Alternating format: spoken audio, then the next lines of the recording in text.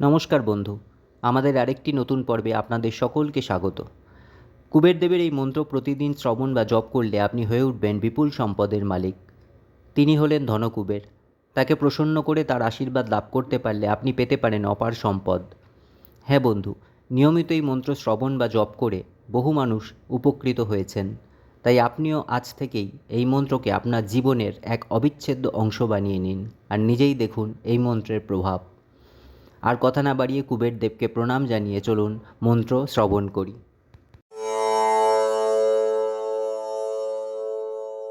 ওম চক্ষরাজায় বিদ্মহে বৈশ্রবণায় ধীমহি তন্নো কুবের প্রচোদয়াৎ। ওম চক্ষরাজায় বিদ্মহে বৈশ্রবণায় ধীমহি तन्नो कुबेर प्रचोदयात्। ॐ चक्षराजाय विद्महे वैश्रवणाय धीमहि तन्नो कुबेर प्रचोदयात्। ॐ चक्षराजाय विद्महे वैश्रवणाय धीमहि तन्नो कुबेर प्रचोदयात्। ॐ चक्षराजाय विद्महे वैश्रवणाय धीमहि तन्नो कुबेर प्रचोदयात्। ॐ चक्षराजाय विद्महे वैश्रवणाय धीमहि तन्नो कुबेर प्रचोदयात्। ॐ चक्षराजाय विद्महे वैश्रवणाय धीमहि तन्नो कुबेर प्रचोदयात्। ॐ चक्षराजाय विद्महे वैश्रवणाय धीमहि तन्नो कुबेर प्रचोदयात्। ॐ चक्षराजाय विद्महे वैश्रवणाय धीमहि तन्नो कुबेर प्रचोदयात्। ॐ चक्षराजाय विद्महे वैश्रवणाय धीमहि तन्नो कुबेर प्रचोदयात्। ॐ चक्षराजाय विद्महे वैश्रवणाय धीमहि तन्नो कुबेर प्रचोदयात्। ॐ चक्षराजाय विद्महे वैश्रवणाय धीमहि तन्नो कुबेर प्रचोदयात्। ॐ चक्षराजाय विद्महे वैश्रवणाय धीमहि तन्नो कुबेर प्रचोदयात्। ॐ चक्षराजाय विद्महे वैश्रवणाय धीमहि तन्नो कुबेर प्रचोदयात्। ॐ चक्षराजाय विद्महे वैश्रवणाय धीमहि तन्नो कुबेर प्रचोदयात्। ॐ चक्षराजाय विद्महे वैश्रवणाय धीमहि तन्नो कुबेर प्रचोदयात्। ॐ चक्षराजाय विद्महे वैश्रवणाय धीमहि तन्नो कुबेर प्रचोदयात्। ॐ चक्षराजाय विद्महे वैश्रवणाय धीमहि तन्नो कुबेर प्रचोदयात्। ॐ चक्षराजाय विद्महे वैश्रवणाय धीमहि तन्नो कुबेर प्रचोदयात्। ॐ चक्षराजाय विद्महे वैश्रवणाय धीमहि तन्नो कुबेर प्रचोदयात्। ॐ चक्षराजाय विद्महे वैश्रवणाय धीमहि तन्नो कुबेर प्रचोदयात्। ॐ चक्षराजाय विद्महे वैश्रवणाय धीमहि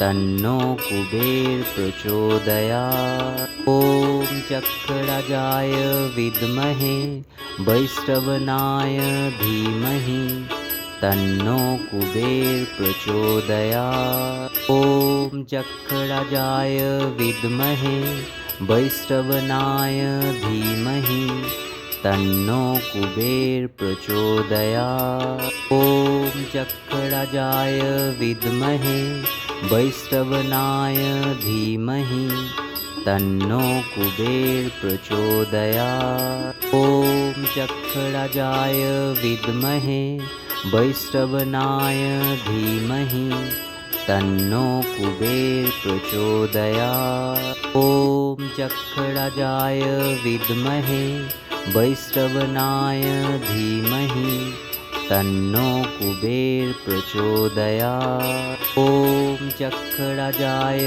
विद्महे वैश्रवणाय धीमहि तन्नो कुबेर प्रचोदयात्। ॐ चक्रराजाय विद्महे वैश्रवणाय धीमहि तन्नो कुबेर प्रचोदयात्। ॐ चक्रराजाय विद्महे वैश्रवणाय धीमहि तन्नो कुबेर प्रचोदयात्। ॐ चक्रराजाय विद्महे वैश्रवणाय धीमहि तन्नो कुबेर प्रचोदयात्। ॐ चक्रराजाय विद्महे वैश्रवणाय धीमहि तन्नो कुबेर प्रचोदयात्। ॐ चक्रराजाय विद्महे वैश्रवणाय धीमहि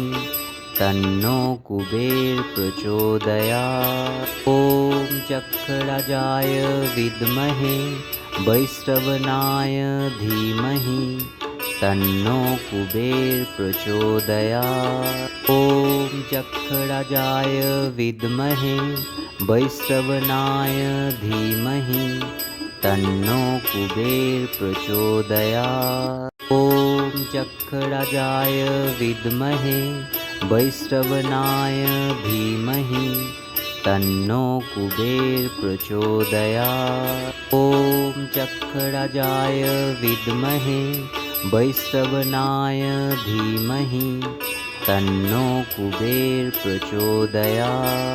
ॐ चक्रराजाय विद्महे वैश्रवणाय धीमहि तन्नो कुबेर प्रचोदयात्। ॐ चक्रराजाय विद्महे वैश्रवणाय धीमहि तन्नो कुबेर प्रचोदयात्।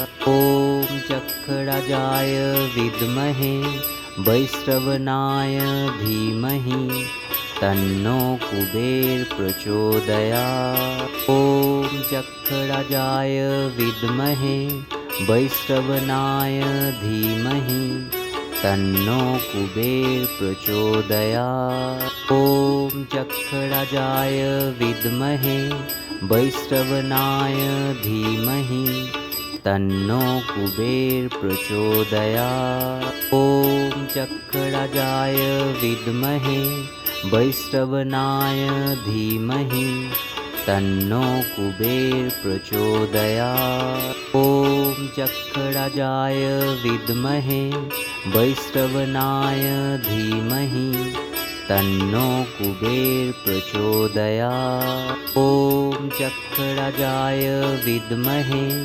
वैश्रवणाय धीमहि तन्नो कुबेर प्रचोदयात्। ॐ चक्रराजाय विद्महे वैश्रवणाय धीमहि तन्नो कुबेर प्रचोदयात्। ॐ चक्रराजाय विद्महे वैश्रवणाय धीमहि तन्नो कुबेर प्रचोदयात्। ॐ चक्रराजाय विद्महे वैश्रवणाय धीमहि तन्नो कुबेर प्रचोदयात्। ॐ चक्रराजाय विद्महे वैश्रवणाय धीमहि तन्नो कुबेर प्रचोदयात्। ॐ चक्रराजाय विद्महे वैश्रवणाय धीमहि तन्नो